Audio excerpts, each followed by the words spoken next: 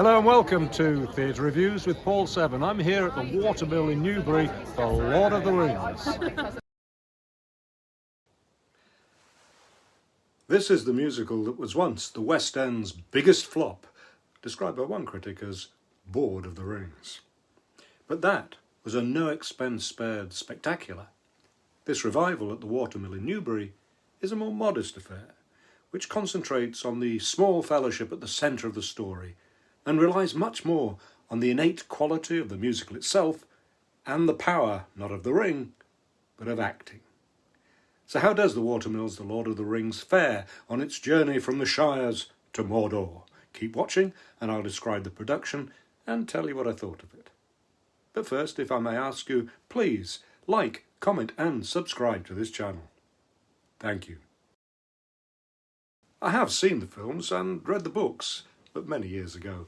I wouldn't describe myself as a fan of sword and sorcery in general, or Tolkien's combination of nostalgia and whimsy in particular. So I probably wouldn't choose to go to this show if I hadn't been invited to review it. However, I took a big fan of The Lord of the Rings with me to give me a different perspective. The Watermill team have gone all out to make this a special event. When we arrived at the front lawn, we found a hog roast and other food and a beer and wine stall, perhaps reflecting the Hobbit's passion for food and drink. Then it's round the back to the Watermill's lovely garden, a verdant setting perfectly suited to represent the Shires, the bucolic homeland of the Hobbits that must be defended. We joined the celebrations for Bilbo Baggins' 11th birthday, and John O'Mahony combines perkiness with wistfulness in the role of the old hobbit. And it's here that we first meet our heroes, Frodo and Sam, as well as their fellow travellers Merry and Pippin, and the wizard Gandalf, given an authoritative but kindly demeanour by Peter Matrinka. Soon the quest to destroy the One Ring and thereby curb the power of the evil Sauron begins, and we transfer to the auditorium where the adventure will take place. And, with relief given the current summer, you can put aside any worry that this might be a largely outdoor production requiring a Mac and Wellies. If you're familiar with the Watermill, you will know that it has a Hobbit-scale tiny stage. So, Simon Kenny has designed a deceptively bare set to allow room for the many characters and their encounters. The floor and back of the stage are covered in wood that blends with the existing wood of the auditorium to create an all-encompassing atmosphere. There are double doors at the back, decorated with Celtic knots, and a lift that raises characters above the action. Vivid back projections by George Reeve create a sense of place, from the elven settlement of Rivendell to the fires of Mount Doom. Since the floor is empty, it's mostly down to pure acting to create the scene, which the cast of 20 do with great skill. There are no concessions to height in the story that repeatedly makes the point that hobbits are small creatures, so the actor's achievement is all the greater. You may gather, this is the polar opposite of a spectacular production. We begin, end, and are always rooted in the simple, home-loving community of the hobbits. And we see the great war between good and evil from the viewpoint of these ordinary people, plus their small band of allies. We only observe those major battles that so impressed in the films in microcosm, as our heroes engage in one-on-one fights. And the fights are tremendous, thanks to the actors, of course, but especially the fight director, Dani McCallum.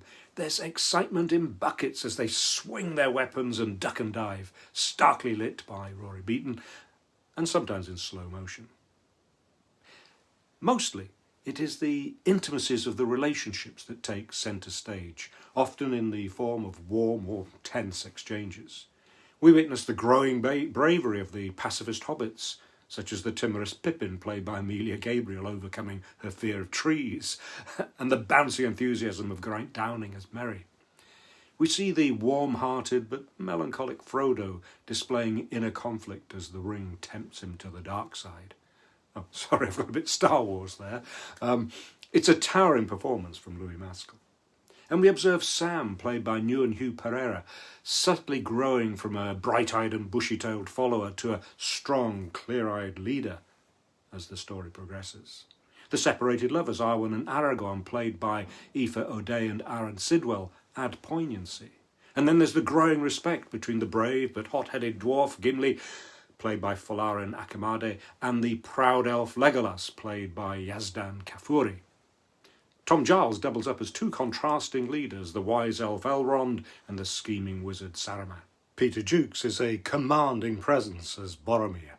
So director Paul Hart's emphasis in this version of the musical is very much on the effect war has on the people who are called to serve the cause. Not that the production is without spectacle. I mean, the most startling and frightening moment comes when a giant spider emerges from the back of the stage and advances on Frodo and Sam. Puppetry designer and maker Charlie Tymms and puppetry director Ashley Cheadle deserve credit for that. And indeed for some other impressive creatures like the Black Riders. This is a musical, and the intimate nature of this production allows the music to shine. As is the trademark of the Watermill, many of the actors play instruments and sing. Beautifully in the case of Tazdan Qafouri and Georgia Louise, who also gave an authoritative performance as the elfin leader Galadriel. The music is by A.R. Rahman, Vartina and Christopher Nightingale, and the combination of English folk, ballad and Indian-style songs works very well in conveying the mood and emotion of the show. And there's much exhilarating dancing too, choreographed by Anjali Mehra. It's been described as an immersive production. I'd say this is not really the case. We stay in our seats, and on the whole, the actors stay on the stage. When they don't, though, as when Gollum climbs, almost slithers around the gallery rail, hissing, "My precious," it emphasises how much we are part of this journey.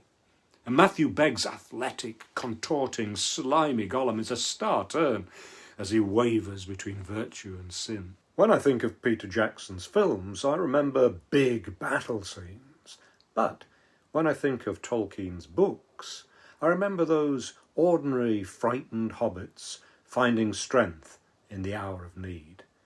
And this concentration on them is at the heart of why Paul Hart's magical production triumphs. The Watermill has been severely hit by the loss of its Arts Council grant, so it's even more extraordinary that this small theatre in Newbury has been able to achieve what major producers with millions at their disposal were not.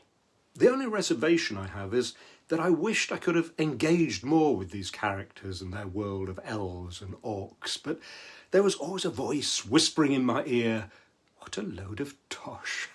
And no, that wasn't the voice of my companion. He loved it and would give it 5 stars. Well, I loved it too, even though I'm not such a Tolkien fan. But I do think over 3 hours is a bit too long for the simple story this musical has to tell, but at the same time too short to do justice to the complexity of Tolkien's books. Nevertheless, I give The Lord of the Rings at the Watermill 4 stars. I hope you enjoyed this review, or at least found it interesting, and if you did, please like, comment and subscribe to this channel. Then you'll be the first to know about my future reviews. And you can read my reviews at Theatre.Reviews. And follow me on Threads, Twitter, Mastodon, Facebook and Instagram. Thank you for watching.